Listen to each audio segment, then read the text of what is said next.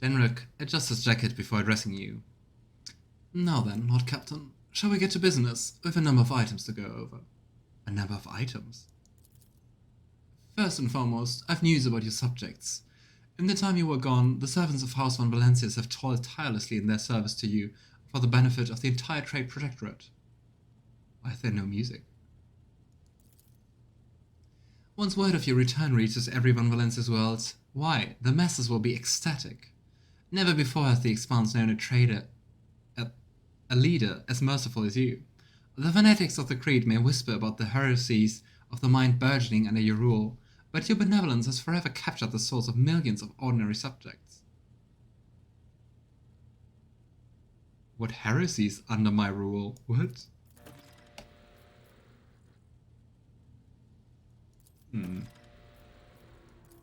Fall of Sentinel Prime. The Expanse is in flames, your lordship. Squadrons and smaller groups of despicable Drukhari raid our systems. The cult of the Final Dawn has emerged in full force, wreaking havoc everywhere. We've heard rumors of the fall of Sentinel's Pride, Oscorda's world, and outrageous sacrilege, given how abundant and expensive Prometheum is there. Not about the world or anything, but like economical factors. Strife has broken out between House Winterscale and House Chorda. Chaos reigns everywhere.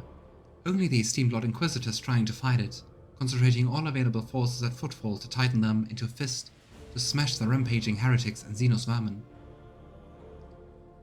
Really doesn't sound good. Sounds like things got even worse in our absence. Great.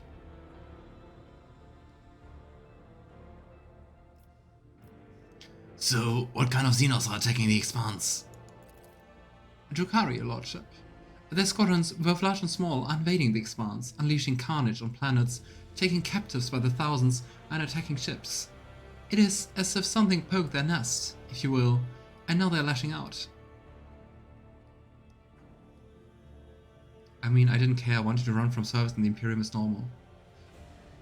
But I mean, I did comment that, why I did that.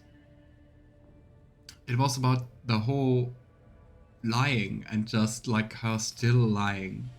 Like, why should we cooperate like as a companion in our retinue? I mean, for a normal servant, Edward wouldn't care, but as someone who can also like backstab him in that position she's in, why keep Jai with us then? So, how fare the words of my dynasty? The heretics' malicious acts make it difficult to maintain astropathic contact with the colonies. The cult of the Final Dawn strikes everywhere. Oh gosh, they're still growing? And their sleeper agents are active on every planet. On Vioba 6, a mutiny was crushed after a group of newly arrived prisoners succumbed to blasphemous propaganda. But other worlds stand firm against the onslaught of the enemies of humanity and do not succumb to their pernicious influence. I also do wonder if there's an effect that we helped the son of Caligus Winterscale, because so far that didn't have any influence and seemed like quite the decision in the beginning of the game. Anyway. So Xavier Calcazar led the defense. Exactly. The esteemed Lord Inquisitor Calcazar declared himself commandant of the Koronus Expanse and issued orders to requisition troops. He made footfall his base of operations, as it was the most logistically convenient point. From there, his fleet strikes throughout the Expanse, destroying the forces of the cult of the Final Dawn and the abominable Drukhari. Maybe all that currently stands in the way of the Expanse being turned into ashes. When heretics laid siege to Euphrates II, a hallowed forge of the reconnaissance fleet, the Lord Inquisitor sent an enormous force. Now they and the explorator squadrons recalled from the front lines stand together against the heretics in the battle for the sacred planet. Ooh, I wonder if that's connected to Argenta. If you will not serve in combat, then you will serve on the firing line. To unsettled members of the 5th Company before the attack on Victory Bay. Commissar Anton Javid, 1st Koronus Regiment. Well, quite the direct words. So, what is the problem between Incendia and Caligus? Though they just really seem to not get along in general, I guess. When the esteemed Lord Inquisitor called upon the rogue traders to join forces, Her Ladyship Incendia Chorda heeded the summons, while his Lordship Caligus Underscale ignored it. Rumor says that his refusal was a defiant matter, and served as a pretext for Lady Chorda to declare war on House Winterscale. Great, cause what we need here is even more war and infighting. Winterscale's ships are being hunted and his worlds occupied under the pretense of compelling them to submit to the Imperial Creed. Surprisingly, for all his love of fighting, Winterscale is in no hurry to defend his domain. According to the intercepted astropathic messages, he and his retinue are currently on Quasar Tamar hunting down a Xenos fleet. Aeldari, by all appearances. I guess we have our work laid out for us for this act. Is there anything else I should know? The factotum lowers his head in thought. There have been other minor developments. If you so wish, I would gladly bring you to the speech on the bridge. I would not want them to take any time away from this occasion.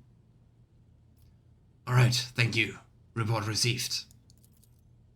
Lord Captain. Abelard bows his head. I was also wondering why is he there and didn't say anything. Allow me to make a request. A personal one.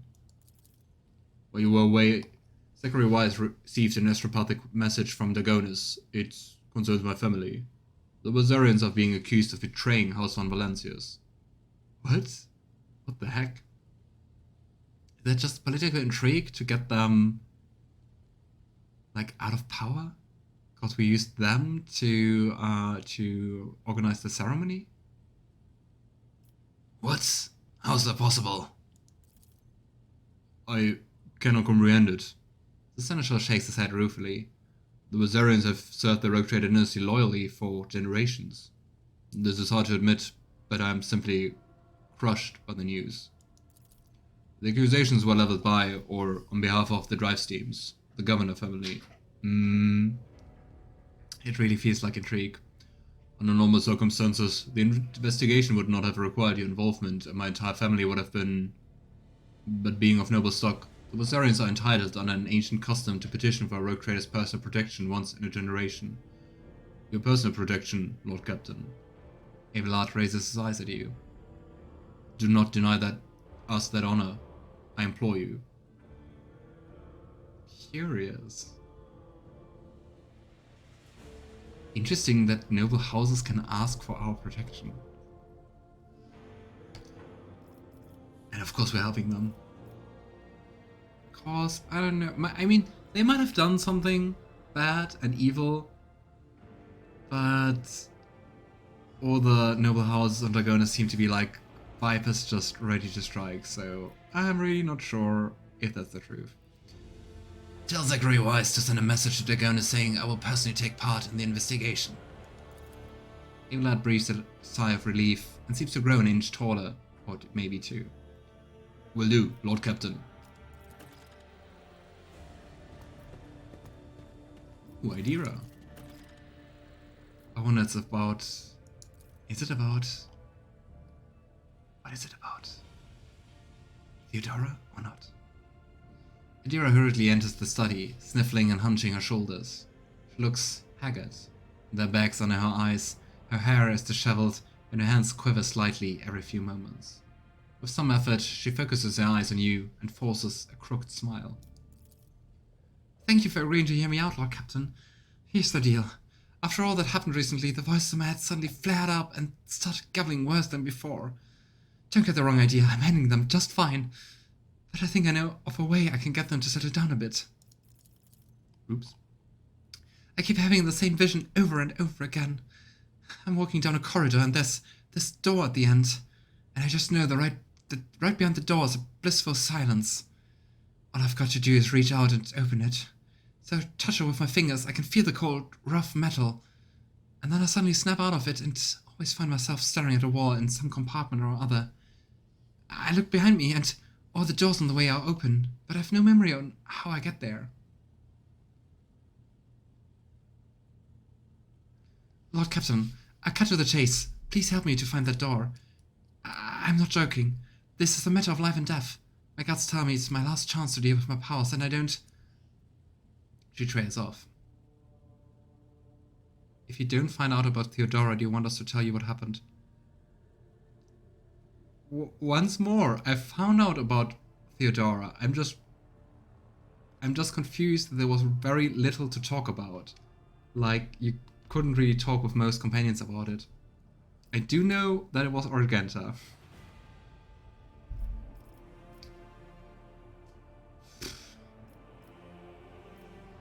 I mean, if there's a way to stabilize her and give her some peace and quiet, of course we're doing that. Oh, sorry, I missed that. No problem. We will find this door, I give you my word. Some of the darkness in Idira's eyes clears, and his smile widens slightly. Thank you, Lord Captain. I knew you wouldn't leave me behind. As soon as I sense we're close, I'll let you know right away. What I do wonder, though, is, like, if you don't take Argenta with you in Komorra, do you ever find out about Theodora's killer? Heinrix. It would. Heinrix gives you a court nod in greeting. I apologize for barging in and unannounced. I've received news that I must discuss with you face to face. So new things happening. You may recall that I mentioned that Achilles... Heinrix pauses before continuing. That Achilles' calendar was transferred into my remit by a colleague. The colleague in question has contacted me. She requires my immediate assistance. So, who's this colleague? No, you don't find out about Theodora without Argenta and Komorra? That's insane. Because it seems so relevant in the beginning. But I mean, then again, once it's revealed, I don't know, it's not handled like something groundbreaking. I'm very curious to see if I can talk to Abelard and Idira about that. If not, I will be disappointed. Heinrix hesitates for a moment before answering. Emelina Lichtenhardt, sage to the Lord Inquisitor. What's a sage? Tell me more about Emelina. Who is she? An acolyte who was assigned a different range of objectives in the Koronus Expanse. Heinrix traces off, then shakes his head. Don't take me, I'm still trying to hide information from you even when I'm asking for your help. Emelina's a sage, a unique acolyte of the Inquisition who can absorb huge amounts of knowledge and store it into her own memory more securely than any data crypt. Interesting, so do they basically have like a hard drive in their mind? She entered the Lord Inquisitor's retinue before even I did. Talking to her is a strange experience, but that is barely scratching the surface of who she is. Emelina is an incredible scholar, an expert on the forbidden and the illicit. And, of course, she's a loyal servant of the Golden Throne. You say talking to her is a strange experience. What does that mean? Which is a good question. Heinrix locks his fingers and says nothing for a few seconds. Is there something between you? Since birth, Emelina has been different from other people. Specialists from the Inquisition enhance her natural gift of hypermnesia. There are certain procedures that can be done. She creates separate blocks of memory, which she can then lock under a code word or even override with new information. She can organize her mind like a normal person arranges boxes on a shelf. So she doesn't have like a hard drive in her mind, but her mind works like a hard drive. Interesting. One box might contain information about a recent mission in the Calixis, another the last decrees of the Lex Imperialis, and another her own childhood memories. This level of compartmentalization might seem somewhat insane to the untrained eye, but it is the price one must pay to turn an ordinary servant into a useful tool of the Inquisition. Which sounds horrible, Heinrix, but I guess I can't argue about that right now. You say the forbidden and the illicit. What does that entail? Emelina carries knowledge that is forbidden to common servants of the Imperium. She carries this knowledge within herself, as it cannot be entrusted to logs or cogitators. But can't she be corrupted then? Heinrix frowns. I said before that acolytes of the Inquisition must shoulder a heavy burden to come into contact with things that can penetrate and corrupt the soul. For sages, this is an especially trying ordeal. Emelina's hypermnesia has been enhanced so that she now remembers everything she sees, however briefly. After many years of service, she's examined and seen enough to become an unrivaled expert in the field. I wonder if she was in the clutches of chaos. Of course, it sounds quite effective to do that.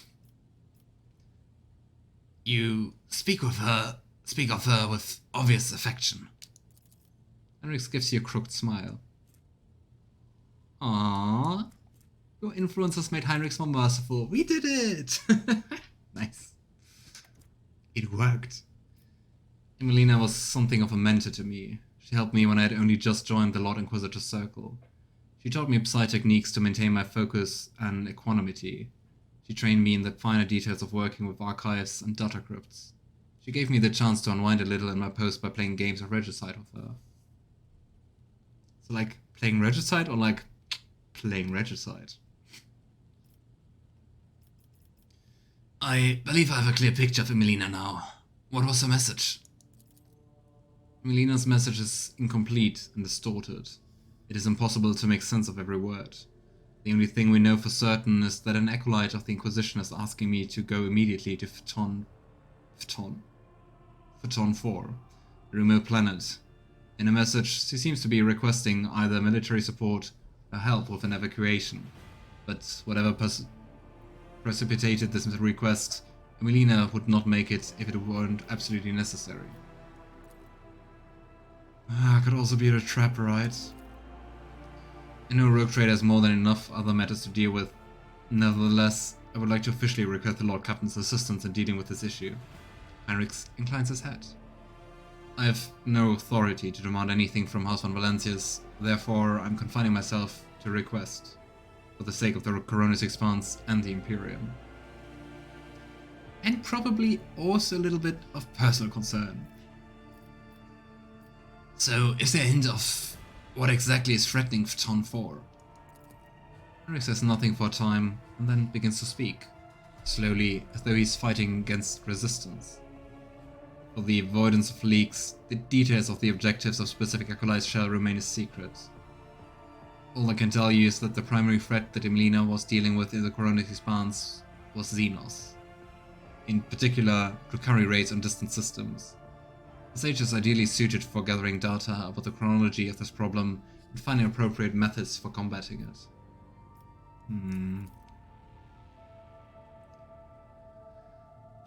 Maybe also the Xenos got her. We'll see, I guess. As for what Emelina is doing on Phaeton 4 specifically, I do not know.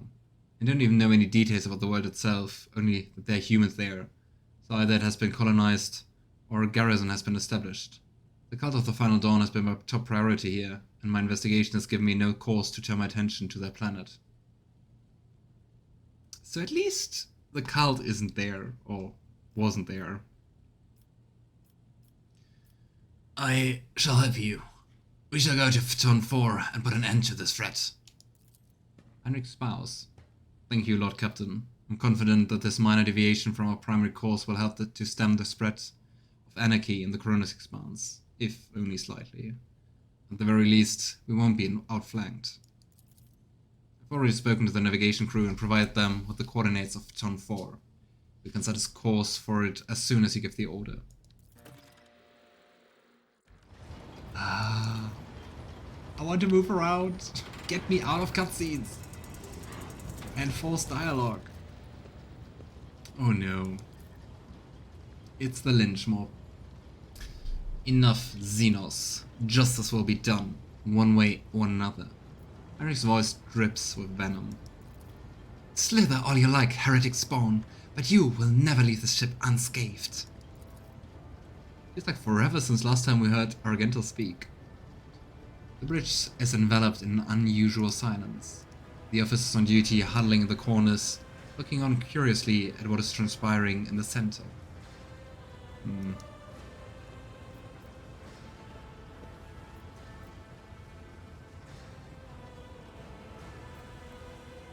What is going on?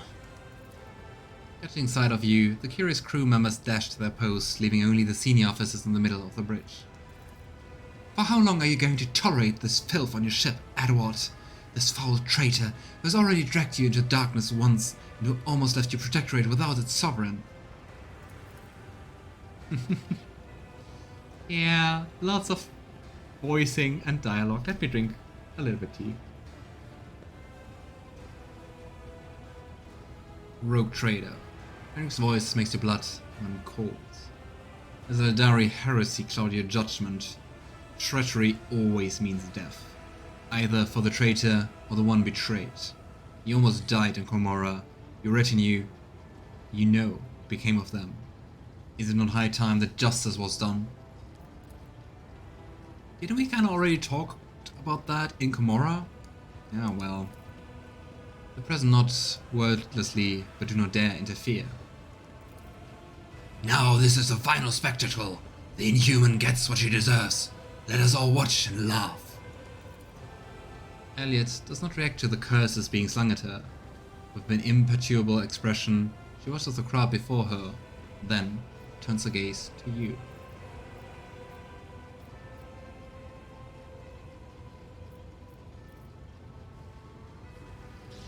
I mean, we had the whole decision already. I mean, she did something horribly stupid, but she didn't want to betray us. Or, I mean, she didn't want us to get into the clutches of the Drukhari. It was still horrible, but I mean, in the end, she was willing to give part of herself to the Mechanitor just to please us. And she brought us here, home again. So, yeah.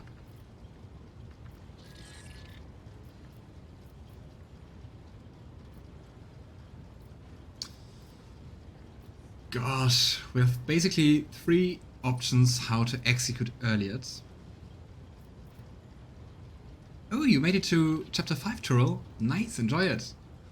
My feeding can be resumed by Fu. Oh boy. Yeah, let's see how long chapter 4 is going to be and how long it takes to arrive at chapter 5.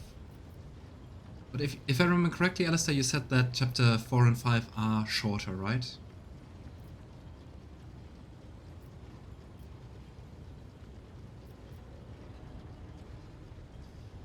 Yrliet will now apologize to everyone who was harmed by her deeds, and that will be enough. Yrliet's face contorts in a mix of emotions, from anger and hatred to dejection and despair.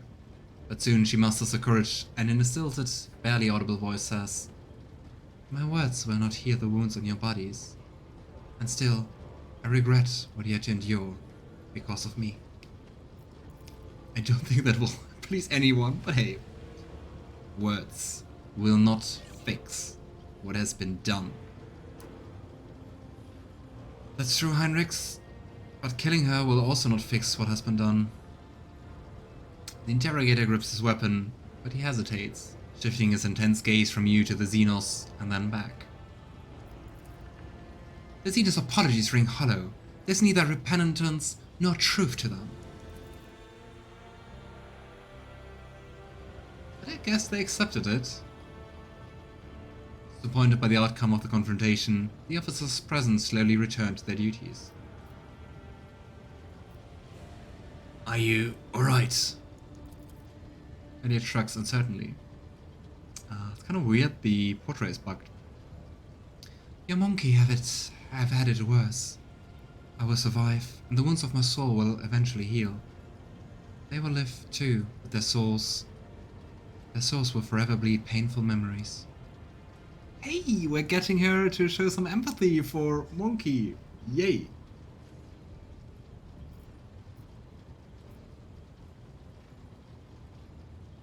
So, do you really not care about what happens? Or are you trying to conceal your true feelings again? I am sorry that my mistake led anyone along the path of the Dark City. I can see their pain and rage. I understand, but words and pity will not help them. Only time and, perhaps, revenge, which will dull their pain for a little while. But you have taken away their chance for revenge at Antak. And now all we can do now is wait. Oh boy. It is time to get back to work. Yrliet nods just elegantly before leaving. Until we meet again, Alantag. May the darkness scatter into a myriad of new stars before you. Alright. Finally, we can move around.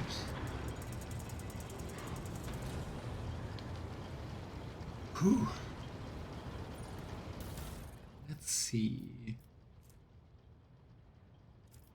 Huh. Actually, I don't think anything with the setup of our void ship changed, despite it saying so. Oh well. Let's level up our void ship.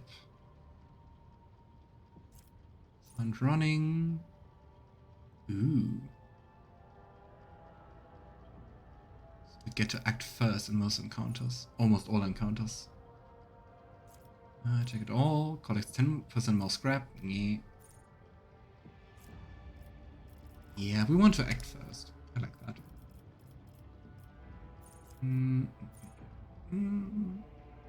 Ooh, we can strafe. Let's do that. Alright. See if we can level up something.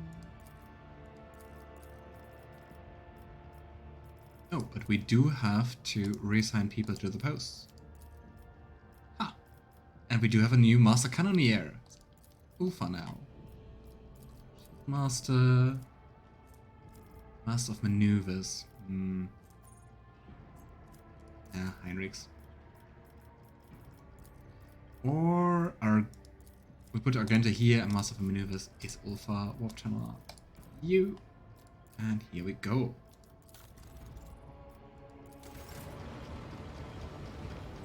Alright.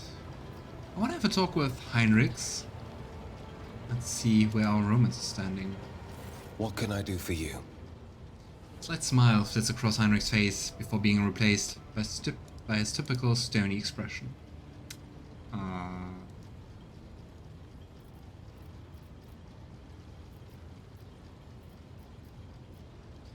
I wish to speak with you about a personal matter. Heinrich leans forward slightly, his eyes intent on you, Edward.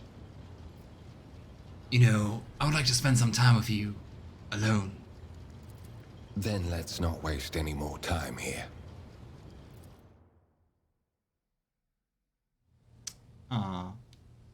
Hey, a little bit more than previously. Blast it. Now I won't be able to think about anything but you for the rest of the day. Love it. Nice. Feels like we successfully romanced him. But let's see. Kinda also feels like a matter of time till... Yeah, it will be either us or the Inquisition, right? Greetings, Lord Captain. Hey. Let's have a look at the quest log. I think we have lots of quests we can do.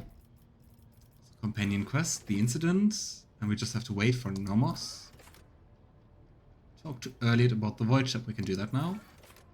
Find the world where the Aeldari are stranded, visit Dragonis, find the world from Idira's visions, read the sister mentioned in Emelina's message.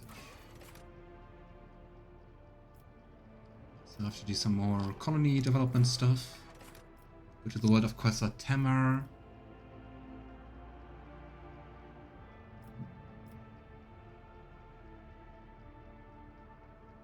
People are asking for Heinrich's voice actor to be added to Helldivers to give the patriotic speeches. Nice.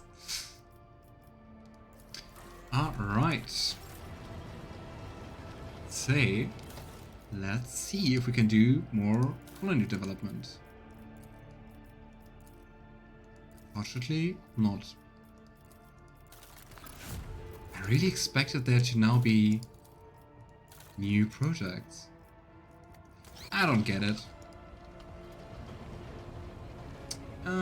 Let's talk to Yrliet. Here we go. I wonder how we can do then like a colony. The Dark City released us Project from at its the highest thorny levels. embrace.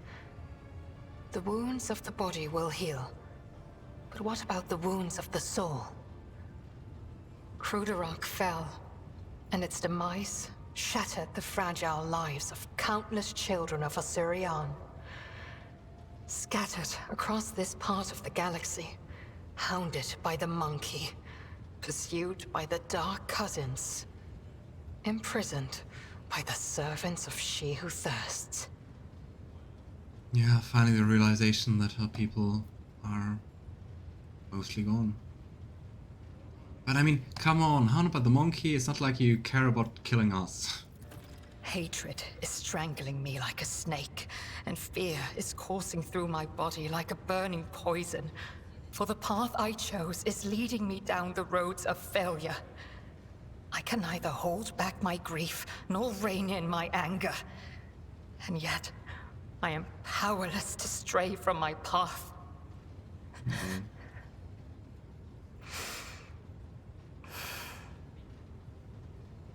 Pay no heed to my fleeting wrath, Alantark. When the will slips away, the soul trembles with rampant emotions. But I will resign my heart to meekness, for there is no other way a marked outcast can help their fellow Aeldari wandering in the dark. Oh, Putt. Yeah, poor Yrliet. Always trying to search for some of her people and, well, always just learning they perished. Many terrible things happen in Gomorrah. Are you alright? Which sounds like a very stupid question. I found myself in the Dark City after following the twisted roads of truth and lies. And although the truth blossomed like an ugly bud and scratched my soul with its thorns, I did find the answers to my questions. Those who come back from the dark of the webway will never be the same. But it is we who change while the surrounding world remains imminent. This thought gives me strength. Got to make the most of it, right? Yay! So, where does the path of the outcast lead you now? On the trail of a monkey called Caligos Winterscale. Even a worm may harm a wounded tiger by bringing infection into an open wound. And the wounds of my people have been bleeding ever since Cruderach's demise. The spirits of my kin need a poultice, a hope, not the executioner's sword already poised to fall. I hope this will be a lesson to her. I hope she doesn't do the mistake again of trusting Drukhari. And I mean trusting Drukhari over humans? Great.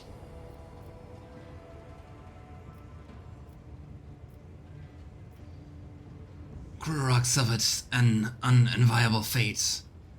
I'm sorry, your world is lost. I have no need for your sympathy, Alantark. Sorry. Besides, neither Monkey nor my dark kin found the decaying remnants of Cruderach. Perhaps all is not lost. Perhaps we may yet bring back what has been taken. Don't we have basically like a piece of Cruderach hanging in our trophy room? Yrliet's gaze dimly wanders the bridge. The corners of her lips twitch traitorously upwards, and her features soften. Take my sympathy. I'd like to ask some other questions. You may try. So we're just doing one more try to ask something about her world and her kin. If she's not trusting us after this whole thing, I'm gonna flip the table. Am I still unworthy of discussing your world and your kin? Yrliet nods coldly, saying nothing. Wow. Why even... Wow. Yrliet... Just... What?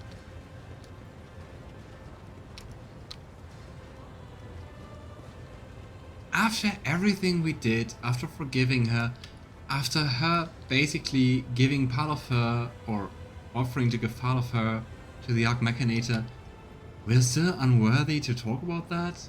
I mean, we basically already talked a lot about her world, right?